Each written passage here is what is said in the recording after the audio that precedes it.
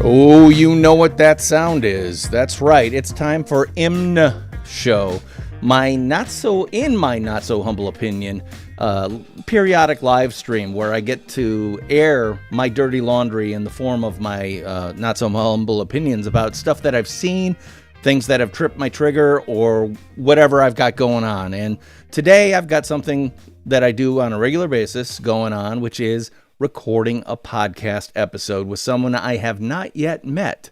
And that's right, I'm going into another recording of the Nonfiction Brand podcast, but you get to see it live, complete with no edits, as it happens, and you're getting the raw feed. But it's not a raw deal because I find that a lot of really cool stuff happens between the edits. So this is the absolute raw feed version of the Nonfiction Brand podcast, which is edited on a weekly basis and comes out every single Monday.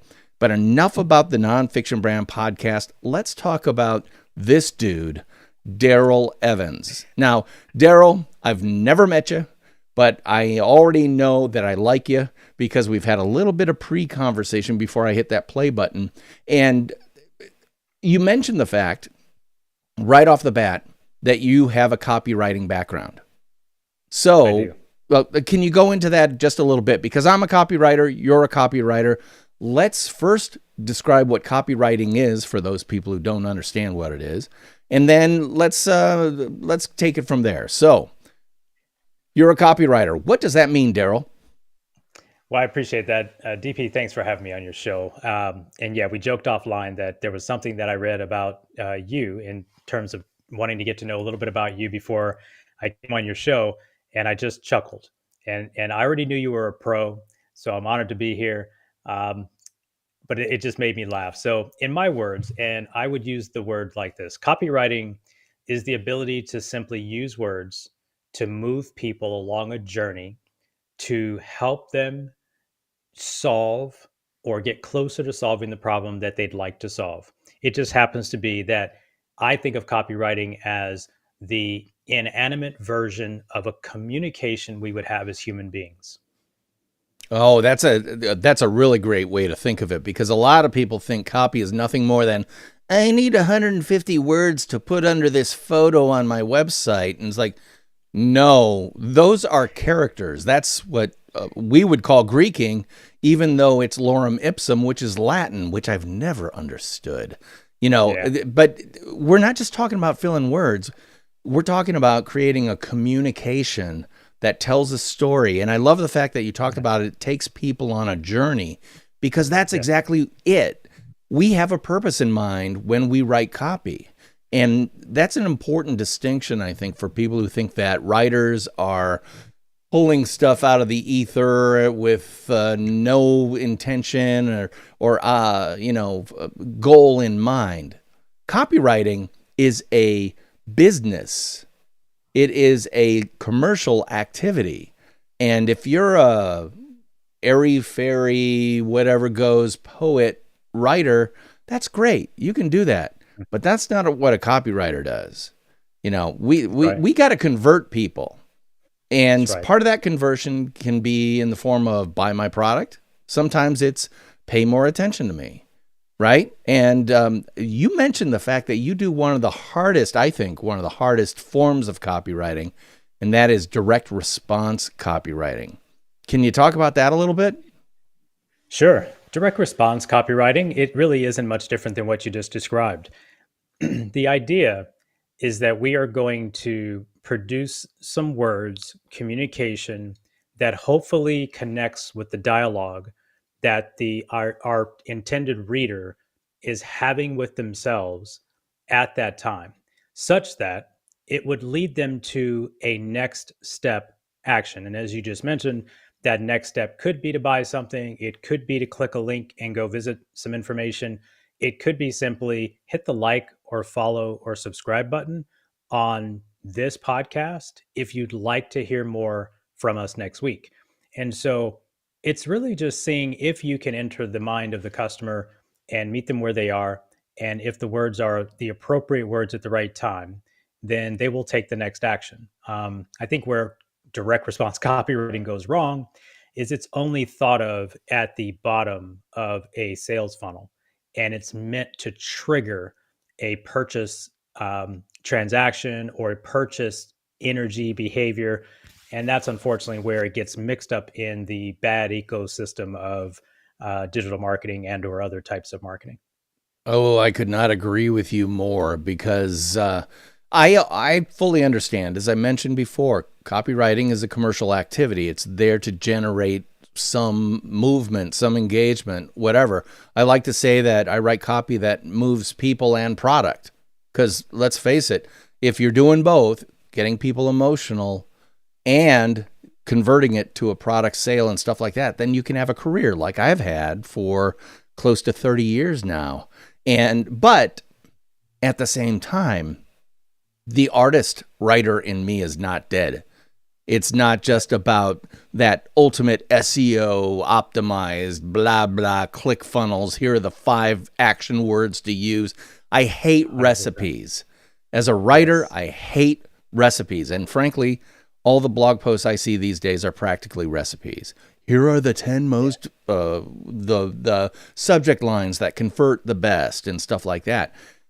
That drives me crazy. But that's because not only am I a commercial writer, I'm an artistic soul. I hate to say this, but I know this enough about myself that I come to writing via a love of books and a love of story, not because of a love of sales or a love of Tony Robbins or a love of, whatever, click funnels. And nothing, no offense to click funnels. No I'm offense. just saying. Yeah. Shout out. Yeah. No offense. Yeah. I get it. I'm in the same camp, right? I think of it as the templates and the guides and the best practices are people trying to share their past data, right? It's like sharing. I'm a super big football fan, sports fan in general, but the Rams are in the Super Bowl this year. I'm a Rams fan. Well, you have to bring It's that up almost, to a guy in Wisconsin. Thanks, Aaron Rodgers. I'm sorry. Yeah, right. Well, at least we didn't come over there and get you. It was our nemesis in San Francisco. Right. Here's what I mean by this. I think the helpfulness of sharing a template or a structure or a framework is helpful the same way it's helpful as a recipe in a kitchen for a cook who's just getting started on their journey, Right. right? But the elite chefs in the world, they will have iterated. But the reality is a delicious chocolate cake, whether you like eggs or not, have to go in the cake, right? And so there are certain things I see with templates and structures that are helpful for a younger, experienced individual, not by age, by experience. And what I'm hearing you say, and obviously I'm at 30 years of my career and I'm not 100% a copywriter all day like you are, but there's a certain understanding that we've developed in the years of repetitions that allow us to say, I know where I'm going, and I have now sort of the free reign to know that I've got to take this from here to there because of that experience. World class chefs, they have just another layer and another level that they play at, whereas the beginning, culinary school cook has to follow the recipe pretty close. Right. But and that's I want to talk about that because again, I don't know Daryl much at all, but I've been to his website and I've read through it and I've seen it, and it looks like you've got a business that provides a great deal of I don't want to say you have a cookbook, but you certainly have the frameworks and access to the recipes, but you've also got the kind of executive chef coaching that goes along with it, right? Do I understand your business correctly? Yeah. So yeah, absolutely. We're, one of my businesses, we have a digital marketing agency, and the reality of the agency is it serves about 3 to 5% of the business marketplace. But the vast majority of our traffic, 95% of our inquiries, come from businesses that are not ready to hire an agency at our level to come in and sort of be the digital marketing department for the company. And so it bothered me many years ago, 7 years ago or so, that we would turn away companies that had great intention to grow their business and generate demand online and all of the things, but we didn't have a way to serve them, or it would compromise our business model. So we were just like, listen, the vast majority of people are not do-it-yourselfers because they're professionals at what they do. They're experts at their craft. And even if they are the head of marketing for the company, they can't execute all of it anyway because it's such a vast landscape. So that most CMOs that we talk to, heads of marketing, they will just agree that the digital landscape that they have to cover, the ground that has to be covered today, is too big for any one person. So a lot of our clients are small to mid-size, and they have very small marketing departments. And I just like, why don't we just tell them exactly what our framework is if they had hired us, so that at least they don't go down the street and hire the wrong company that has this quote unquote, and you know this, DP, people, there are no secrets, right? There's no secrets to this game. Look, you're a finesse guy. You've got 30 years where you can put the art and the science together in DP's way that makes you uniquely qualified in a totally different way than I would be. But at the end of the day, there are some basic things that need to be understood if you're going to execute properly in the online space, whether it's social media ads, Facebook ads, Google ads. We just don't have a problem sharing it. We just don't. And we realize that, and by the way, shout out to your prior podcast, because I've been teaching top of mind awareness strategies since 2003. And your prior podcast was all about that. So you didn't know I checked that out too. That's, I didn't show up here randomly. Like when my executive assistant found your show, I got a chance to go in and say, you know what? I like the way this guy thinks. I can tell that even though we never met, we're cut from similar cloths in terms of how we approach the professional aspect of this business called marketing. And unfortunately, there is a little bit of less professional activity happening out here in the world. And a lot of businesses and companies are unfortunately caught up in some of it, and it ends up in a bad situation for them. So um, that's how I see it. Well, it's interesting because, again, when I book someone on my podcast, I've done a little bit of research. I don't do a lot. I want to learn about it the same time that our listeners are learning as well. So I don't have a preconceived list of questions or anything like that. But I do enough to ferret out, is this guy legit? Is he not? Is he a snake oil salesman? Is he not? Is he, well, put it this way. I'm going to tell a little secret here. Last week, I had a 2-session day where I was going to be recording 2 people on the same day, a mistake that I'd hate to do. So I get done with the first one. It goes great. I had a great time.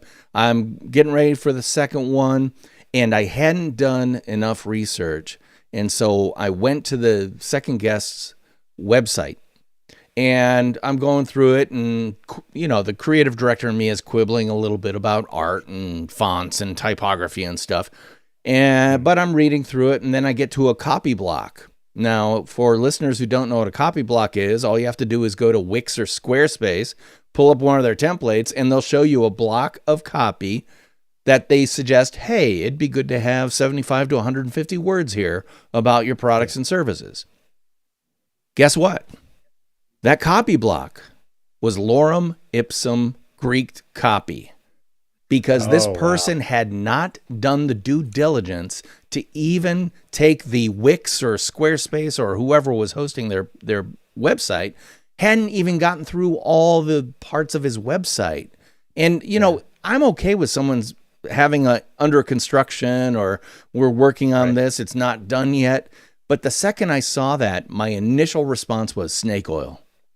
Oh, this guy is snake oil. And that's when I said, I'm going to cancel this record, because I hate that. Because you and I both know that people love to say advertising is terrible. It makes me buy things I don't want, et cetera, et cetera. And for the longest time, I kind of felt that until I had a book to sell that I spent hours on. And then I realized, you know what they say about bands that get a contract with a label, that they sell out? Well, all of a sudden the band has something to sell. So yeah, they want to sell what they have worked so hard on. And I guess my point is, I'm okay with the fact that you have something to sell, I have something to sell, but it needs to be founded on something real, true, and dare I say, I hate this word, authentic. Yeah. You know, That word. yeah, well, it's just been bastardized over time because Yeah. you've got people standing in front of Lamborghinis with fat stacks of cash who are saying, this is the authentic way to build a brand that can yield you a 7-figure income in 6 weeks. Yeah. And you just I, go, oh, God. I'm with you on that. I spent a lot of time in the real estate and lending industry, and before this move into the marketing space full time with the agency. And I say today that it's never been easier for someone to start a business and put on the hat or the dress or the clothes and start to sell as if they've been a professional in this career for a long time. And it takes away from the time, energy, and effort that, someone like yourself or maybe I've put into this. And they may have taken a course on udemy.com. They may have taken even a real certification that was, maybe a several week program. They may even have just graduated from college with a degree. I hire these folks.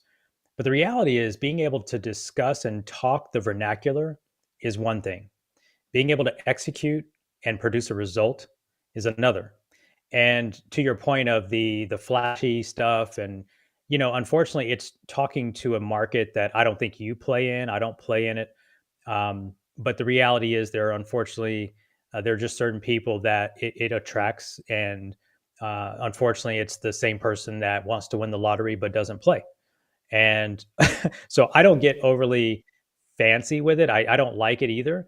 I do think, and I just said this in a call about a day or two ago, and I said at some point this industry is going to have a shakeout, and there's going to be some clamp down on the the lack of a barrier of entry to the level of professionalism at this game at the game that we play called the high level of professional. I had a call with the business owner, and it was just one of unfortunately hundreds over the last decade.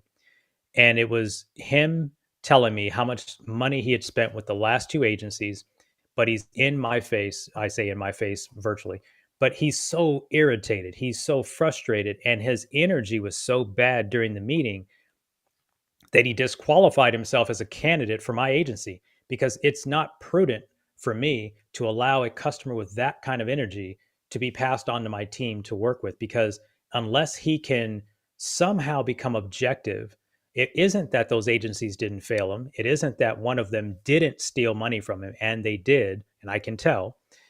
It's the fact that his energy, he didn't accept any responsibility for making the decision to work with either of them. It's almost as if they came and stole the money out of his business. And I'm like, I get it. They shouldn't have done it. I get it. It was wrong. From what I could tell, it was a Google ad situation. And I can already tell a mile a minute when someone talks about it, what sounds like a bad agency and a sort of a crooked agency. But I said, if we were on the call for, I don't know how long, and I'm just like, if I can't get you to objectively let that go, because if nothing I say is going to change your energy about that situation, I didn't cause it, neither did my team, but I have to honor our business model. And our business model is to have people that are teachable and coachable and objective to new plans and strategy of action. And so we didn't finish the call with a termination of a scenario, but I just didn't sense that. Unfortunately, here's the punchline. We need to fix why he had even experienced those two people and those thousands of dollars he lost, because it's real money for small businesses. That's a lot of money for a company that's sub $1 million. A lot of money. And sometimes they just can't recover. And it isn't that he's going to go out of business. It's just the fact that we have a layer of unprofessionalism that's pervading the marketplace, whether it's on the back of some of the latest products, but to your point of Lamborghinis and promising the world. You come to my agency, I'm going to tell you the truth. You just showed up. You didn't do anything online, and you expect that you're going to have a whatever 5x ROI in 30 days. We're not the right fit for you. We're in the partnership business. We're in the longevity of growth business. Are you going to be in business 2 years from now, 5 years from now? It doesn't mean it's going to take us that long to get results. I've got a plan for short-term results. But if that's the only reason you're hiring us is so that you can sign a month-to-month contract, step your toe in because you're afraid of what happened before, then you don't have the right energy for where we are. And so Yeah. I don't want to get into that tangent, but what are your thoughts on that? Well, number one, I want to point out this is why I don't ask a list of questions that I've prepared ahead of time. My goal is to allow people to reveal themselves via the stories they told. So you told this great story about your business and how it's handling a difficult situation with a client that's not a good fit, perhaps, et cetera, et cetera. I'll be honest, the story that I'm hearing is, oh, Daryl cares enough about himself and his business and its reputation and its culture and its spirit and its drive and its attitudes that he's like, I'm not going to take this on. And that, and right? Well, it does hurt because let's face it, he needs help. Yeah, well, he needs help, and perhaps every business needs revenue to be able to do what it wants to do. But there are some forms of revenue that are not worth taking, and there are some people that are not worth dealing with, and some energies that you shouldn't invite into your life. That revealed 100%. something about your business, but it actually revealed something that I like to say all the time. There is no difference between your business and you. Everything you described about your business is based on Darrell Evans, the person I'm talking to. And I'm sorry, you come off very genuine to me. You come off very confident, but you come off genuine more than anything else. And that's very important to me. And sometimes I'm fooled. Let's face it, the best salespeople often sell themselves the best. But I don't get that from you because you understand so much of what a personal brand really is based on, which is I can only be myself. And again, I'm going to be my best self. I'm not going to show you, I'm not going to highlight my worst day or the way I behave when I'm hungry, because God knows my wife would have some things to say about that. I'm instead going to look inside myself and discover the things that truly reflect who I am, what I do, and how I do it. And then I'm going to protect those things. I'm going to project those things in the marketplace. And they're going to become the foundation for my personal brand and ideally my business brand. So right there, you've like, if I were to deconstruct some of what you said, you're not afraid of stuff like Google AdWords and, analytics and stuff like that. It's probably not your number one wheelhouse, but that's okay because I hire someone to work with me to be able to provide those services if I'm not the strongest at that. Great. All of a sudden, you're not a Swiss Army knife. You've got abilities that are a little bit more focused, and you can bring in other focused individuals to work with you to provide those services. Am I capturing what that story was really about? Yeah, I mean, I think a little bit. There's definitely a couple of distinctions. Well, go ahead and give me those distinctions. Do you have dogs? So a couple. Yeah, I do. I'm sorry about that. Hey, don't worry about it. I've got two upstairs that I'm hoping don't see a squirrel. Okay, yeah, and that's probably the Amazon bell that happened. So anyway, thank you for that. So the story, yeah, I mean, we have certainly part of the story was simply that I feel like there's a level of unprofessionalism in the marketplace that I hope we'll have some way to clamp that down and probably get some of the fakers out of the market because unfortunately, this gentleman, great business, 100 Google reviews, 5 stars, great business model, great service provider in the local marketplace, unfortunately, been through bad situations. So part of the energy is that I felt bad because he had that energy when he got to us, and that energy prevented us from moving forward in a dialogue. To your point, because we do have values, we do have criteria, and it has nothing to do with how much money you can invest in ads. I have to work with great entrepreneurs who, while maybe things haven't gone well, they're willing to look past those mistakes and establish a new relationship. And he was in the telling mode more than the collaborative mode, which I know you're a big guy in collaboration. He wasn't interested in collaboration. He was interested in telling us what he wasn't going to do. He wasn't going to do this. He wasn't going to do that. He wasn't going to sign a contract. And I'm like, okay, I'm sorry. And I'm very empathetic to all of it because I've been in this seat now for a decade, 11 years now. And the I appreciate the comment about who I am as it relates to our business. And this is not just me, my business partner. We agree that it does us no good to try to build a long-term relationship with a client if we can't establish common ground at the beginning.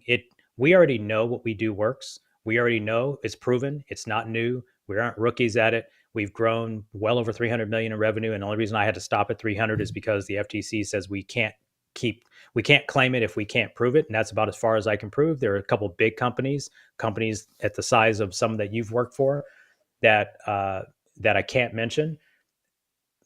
I feel like doing what you did in that article that I read. But you can look him up on LinkedIn. Just check out his resume. You can look up on LinkedIn. They're in one of the industries. Their name starts with a G. We'll try that one. But yeah, so I mean, our team is built with a multi-talented layer of expertise. So when I'm meeting someone, I need to understand that as soon as they're going to work with our team at the level that they are going to engage, I am expert at a lot of stuff. I'm good at a lot of stuff, but they're not going to be working with me. They're going to be interfacing with my account management team, my project management team, the experts on the ad side, the experts on the copy side. And I'm not going to be involved because we're at the business level where I'm not involved in the operational execution. I started my days there, 20 years. I was in the operational execution. I probably was still doing some execution, 3 to 5 years ago, but we're moving on to bigger growth in our business. So that's what I meant by that. So, but very important in this world today I think as a business owner, as I look at it, it's important for us to describe our ideal client and understand if we've got a qualification criteria for our ideal client and not just take every dollar that comes in. My dad taught me something long time ago. He said, all money ain't good money. Yeah. And while he didn't necessarily know I was going to be an entrepreneur when he said that, he just said, all money ain't good money. And to the point of branding, which is the topic of your show, he also said you only get one chance to make a good first impression. And that at that time, it was how we dressed, how we went to school, how we showed up for an interview. It had nothing to do with online marketing, but in truth, you pointed out that how someone arrives on your website is that first impression. And so I appreciate what you said. Thank you so much for the compliment. Well, it's not a compliment. Well, it is a compliment, but it's well earned from what I can tell. And believe me, I love this type of conversation. And but we are coming toward the end of this episode. I like to keep them just under 30 minutes if possible. But don't worry, Daryl's going to be back next week for the second half of our conversation, so please join us then. I would love for our listeners here to like, subscribe, refer, and review this podcast because that really does help other people find it. And as Daryl can attest, the very best recommendation in the world, or let me say that again, the very best recommendation engine in the world is face-to-face from someone you know. So please let them know about the Nonfiction Brand podcast. I am your host, DP Knudten, and let me back that up.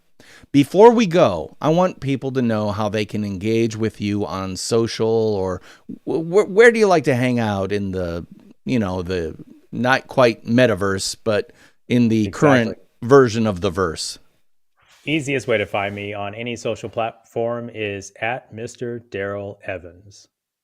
Well, I love that. By the way, I love the fact that your handle, your @ handle, is already setting the stage for the type of person they're going to meet. They aren't meeting Huckster. They're meeting Mr. Darrell Evans. I like that very much. So, again, join us next week because Daryl will be back. I am, let me say that again. I am, of course, your host, DP Knudten, and he is Darrell Evans. And we'll be talking at you again next week. So now I kick over to my A camera to tell the live stream, this is fake. We aren't waiting till next week. We're actually going to do next week's conversation right now. And so just hang along with us and pretend that time has moved forward in the form of a week-wide warp, I guess, if that makes sense. So anyway, Daryl, let me ask you this question about your background. When did you, or how did you decide that marketing and copywriting and stuff like that was for you? It's a great question. Early in my 20s, while I was in college, I started working in the world of real estate, got a real estate license, and I was taught the traditional thing they teach you as a real estate agent. Cold call, and door knock. Those are the two big things that they would teach you. And that was either for sale by owners back back in the early 90s. A lot of people would want to sell their house by themselves without a real estate agent. So they would tell us to cold call or door knock real estate agents, or sorry, homes that were for sale by owner or homes that had just expired on the multiple listing service. So I'll just keep it up, as clear as I can. I hated cold calling. I did it. I was okay at it. I hated the idea of interrupting people and trying to convince them amongst the other 50 people that called that day that I was uniquely qualified to come do the sale for them. And so I worked my way through the process for a couple of years until I met a guy named Mark. Mark happened to be the number 2 real estate agent in Nevada. And I did an open house for him. As a buyer's agent, you can go in and partner with some of these big agents if you're a younger agent. And I sat at his open house and I remember seeing these flyers that he would hand out, or he would want us to hand out. And instead of it being the flyer with the picture of the house and a picture of the bedrooms and the details, the 3-bedroom, the 2-bath, the 1,700 square feet with the 2-car garage, all the basic stuff, his flyers would say something like, would you like to know how to buy this house with no money down? Call 1-800 with an extension number, 1-800 with an extension 201 for a free recorded message. And I was like, oh, that's interesting. Now, if we fast forward that to today, that was the early version of what I would call a landing page or an opt-in system. Because if you call 1-800, you would listen to a voicemail. He would get tracking that you landed on extension 201 about that specific house because he had 72 listings. 72 listings. So if 201, he knew 201 was relative to 1221 Cherry Street, he could tell where his activity was coming from. So he would know A, where his buyers were hot, B, that they wanted to buy that house. And I'm making it up. I don't know if it was no money down back in those days, but it was basically his opt-in system. And I just became fascinated by the fact that that's what he did. And he didn't do what everybody else did. What he was doing, as you would probably recognize, DP, as well as some of your audience, is he was using a form of direct response copywriting, but he was also meeting them where they were. So rather than him cold calling and say, come to the open house, certainly he did advertising to get people to the open house. But once they're at the property, he was inviting them for a conversation on the next step, whether they took that step or not. And so that was the way he was generating leads. I was fascinated. I was hooked. Next thing you know, I'm with Dan Kennedy. I'm with some of the other great master copywriters out there. I come across Dean Jackson, early 2000.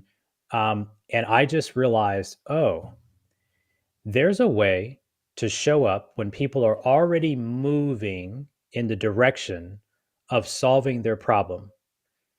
And if we invite them to a conversation, it doesn't have to be face to face, but if we invite them into a dialogue because of something they're interested in, then it helps to now bring them closer to me and away from competitors. And now I have an opportunity to do the thing that we all say we believe in, which is build the know, like, and trust factor. And maybe they choose me as their provider. That became my fascination. So it was over about a 5 or 6 year window, but I was hooked. I'm just like, there's no other reason to cold call or just do this fluffy, what I call advertising. And that just became a business model for me. And it was like, okay, so if I can get in a relationship with people, whether they buy today, 6 months from now, or 12 years from now, if I stay top of mind, which is kind of why I loved your prior show, that puts me in the driver's seat because I looked at the relationships as assets. So my mindset was always like, my database is an asset, but it's only an asset if I nurture it and invest in it, right? So a lot of people are just trying to get to the bottom of the funnel with a Facebook ad or get to the bottom of the funnel with a Google ad. I'm not saying you can't do that. My agency does that. But there's so much more of the market. And it was a book called Blue Ocean Strategy, DP, that I read in 2004, which it closed the gap on this whole thought process for me. When I read that book, recommended to me by my coach at the time, it was a wrap. I was like, I will never play in the red ocean as my only strategy ever again. I will always make sure I'm trying to play blue where there's no competition in my market. quick story, and I'll wrap up the analogy. Back at that time, I would talk to a potential home buyer, and let's say their credit wasn't quite where it needed to be to qualify. Let's say they needed a 680 and they had a 640. Rather than just punt them down the street and ignore them, I would teach them exactly what it would take to get to the 680 because I understood the credit system. And I would then stay in touch. Now, maybe it was because they had a late payment and the mortgage rules were it's going to take 12 months before that payment falls off the credit system. I would stay in touch until. And the best story I tell about that is it was 33 months on with this one, the longest person or longest husband and wife that I worked with was 33 months before they actually came back and bought. And quite honestly, it was because they made a couple more mistakes and it just kept extending the time period. But I stayed in touch for 33 months and then they bought. But here's the punchline. They referred 6 people to me before they ever bought their house. That's Yep. the power. That's the power of building an asset called relationships. Oh my God, you're preaching to the choir here because I love to describe it this way. Salespeople love trying to get you in that car and get it off that used car lot today. What'll put you in this car today? Well, the reality is that's good. That's one transaction, and they'll be dissatisfied with the budding relationship you created, and you'll never see them again. Well, good realtors and real estate agents understand that if you can create a relationship and get in good, it can be a multi-generational relationship. And let me tell you, I'll be honest. Again, got to be authentically me. I've never liked realtors because I've had some bad ones. It's been the people who show you one house and they want to get that $20,000 check at closing or whatever that big number check is. And right. That always grated my cheese, if you will. Well, my wife has an entirely different point of view because they have a family friend. And then I meet this person and find out about them and understand that, the family friend was actually the realtor who sold her mother and father their house like 20 years ago. Mm-hmm. She was a realtor first, who is now a family friend to the point that she came to our wedding. She was, and we didn't have a huge wedding, but she was definitely one of the people who came. And that's when I realized, oh my gosh, my, call it realtor agnosticism, was trumped by the fact that she had a tight family relationship, so much so that even if that realtor was maybe a little bit lazy on one of the transactions we did with her, it was like, that's okay. We love her. She's part of our family. Yeah. It's like, oh my God, that's the power of relationship. And the answer is yes. The other thing I want to point out is when you look at that story you told about the open house, let's just do some simple math on that. Let's say 50 people come through the open house. Every one of them gets a flyer.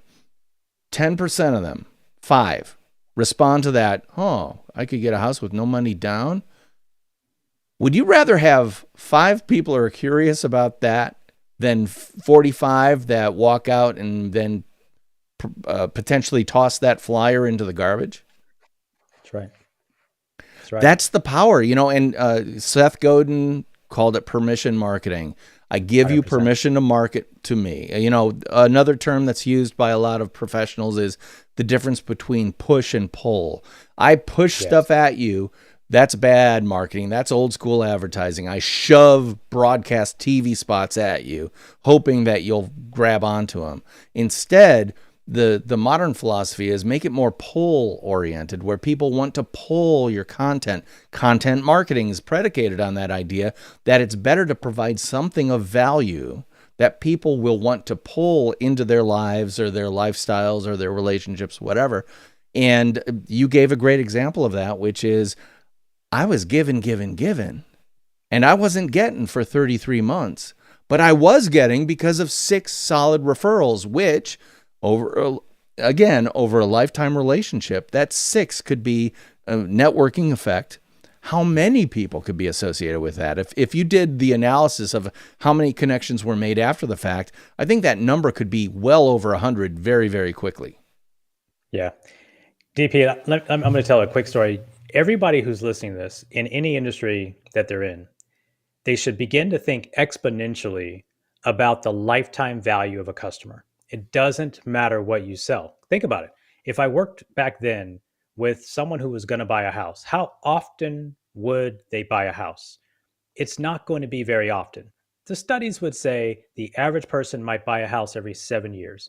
So if I'm going to be a professional, here's how I did the math. This is exactly how I succeeded in that business. It wasn't because I was the best realtor or the lender or whatever. It was because I understood math. So if I met someone and the average person is going to buy a house every 7 years, and if I planned, at that time I did, plan on having a 30-year career in this industry, then that means I have 4 opportunities to do business with them, right? Then I went to the mortgage lending side. When I went to the mortgage lending side, the number was up by 2 because of refinances. So the same number of purchases, but then there'd be a couple refinance opportunities. So I just did the math.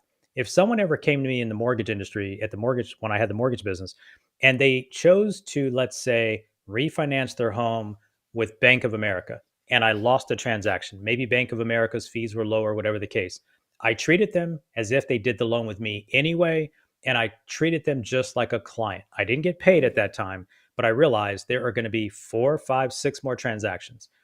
And in any business, you can take this same approach.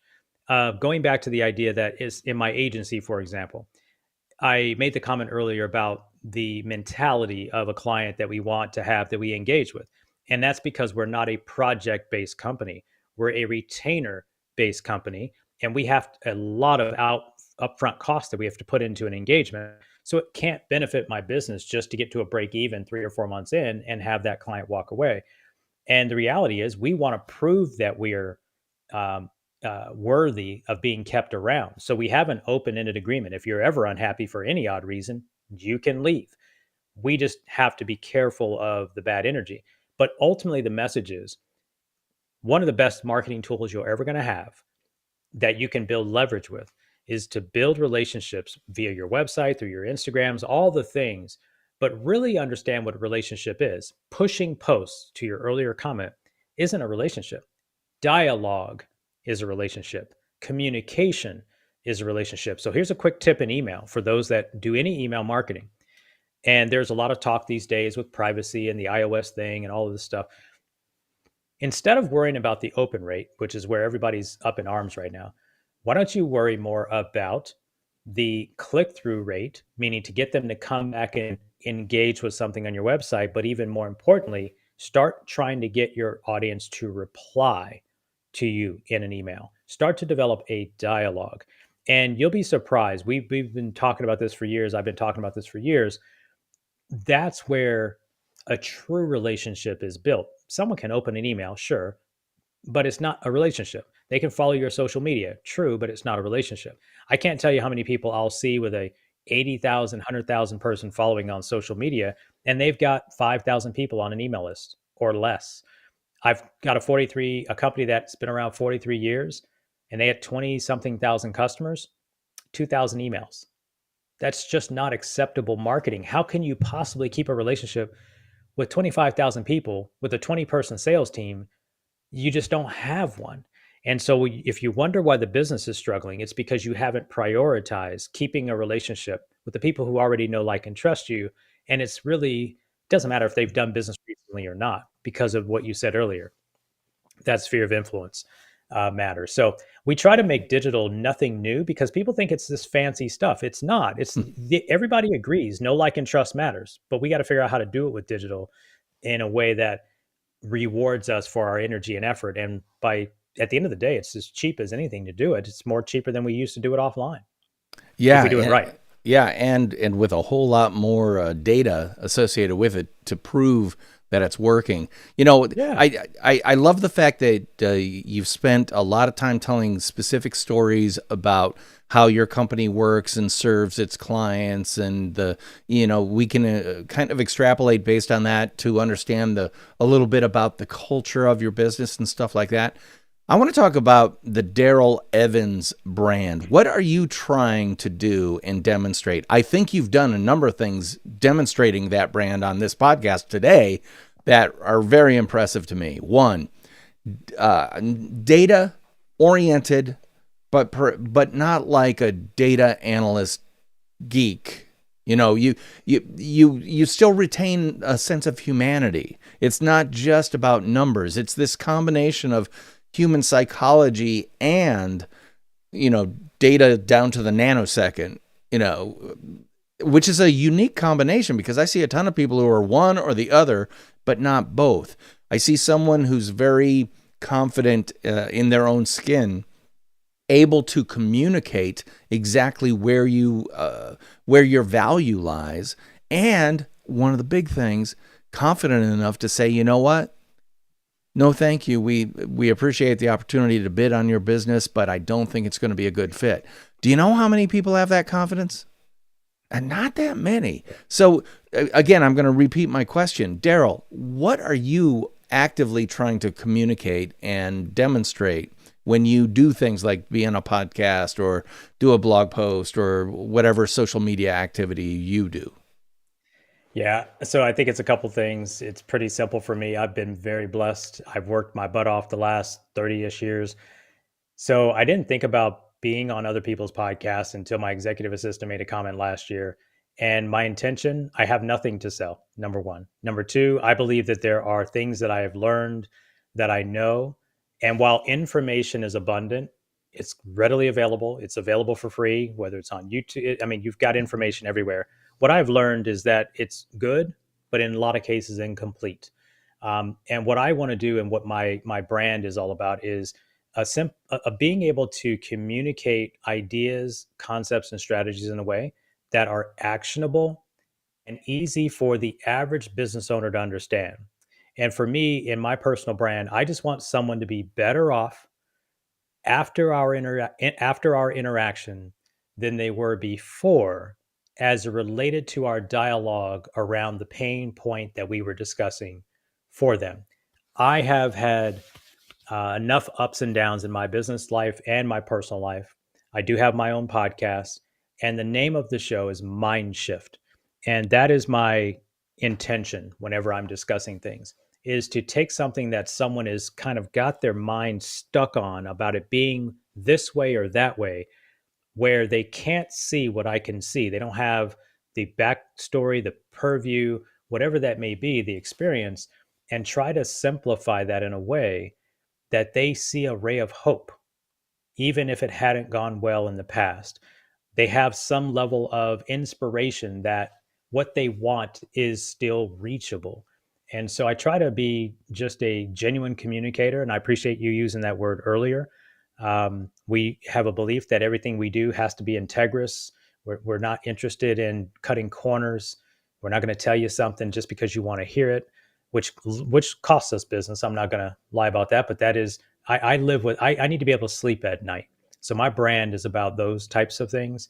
But ultimately, there's three words that hopefully if someone said something to me about their interaction with Daryl, that man, that dude was a really positive thinker.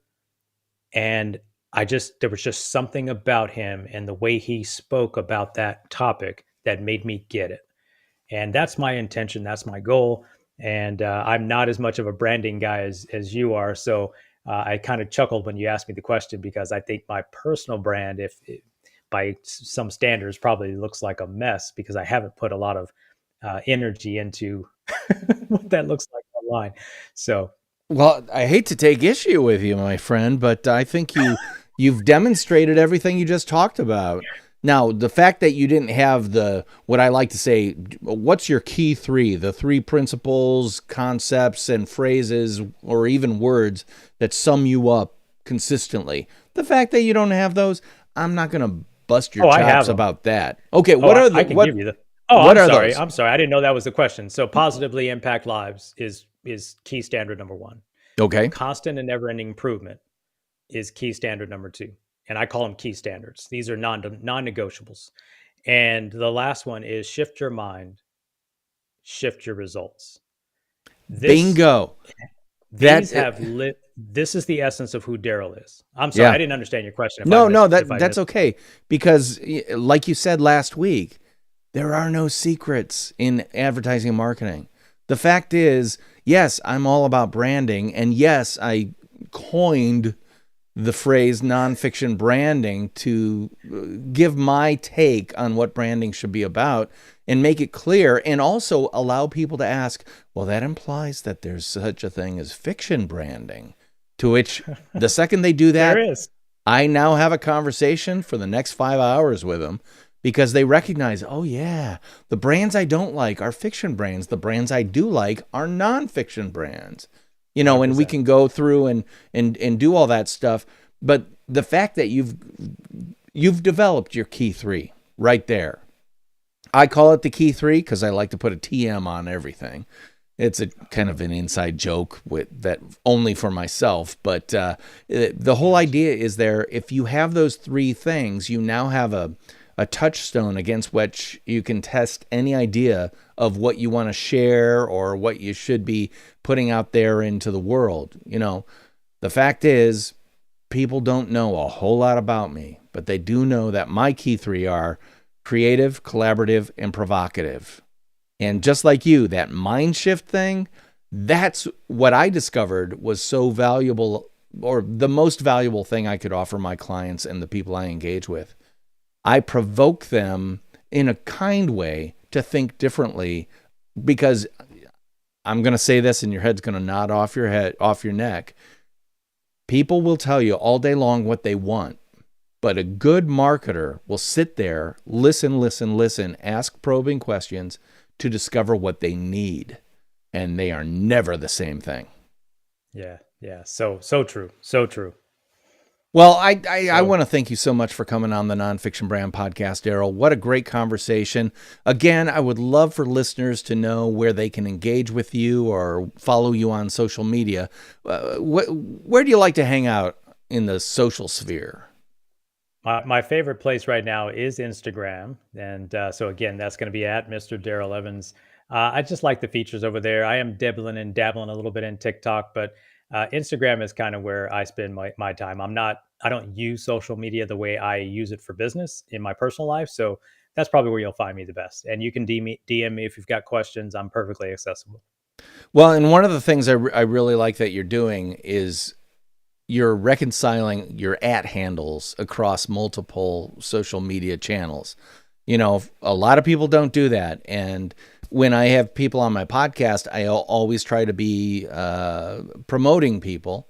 And I always want them to know that, hey, I promoted your episode on Twitter. So I try to look up their Twitter handle and I can't find them because their photo is of Pikachu and their handle is Pikachu Mama 35. And it drives me nuts. Basic branding is about letting people know who you are, what your name is. So please, if you haven't reconciled your @ handles, that'd be a good first step. So that's something you can take away from this podcast episode and start doing today. Reconcile your @ handles. And by the way, if you have a common name and you happen to be a photographer named John Smith, you can be Photo John Smith or John Smith Photographer or spell photo FOTO or whatever, and then make sure your profile picture actually looks like you. Because I'll enter John Smith. I'll see John Smith. I'll look at the profile. Oh, that kind of looks like them. I can't really tell. It's small. And then I see John Smith photo. Oh, yeah, that's John Smith, the photographer. Exactly. If you want to be obscure and join the Federal Witness Protection Program, keep doing what you're doing. Otherwise, reconcile your @ tags, please. Amen. That's enough of a rant from me.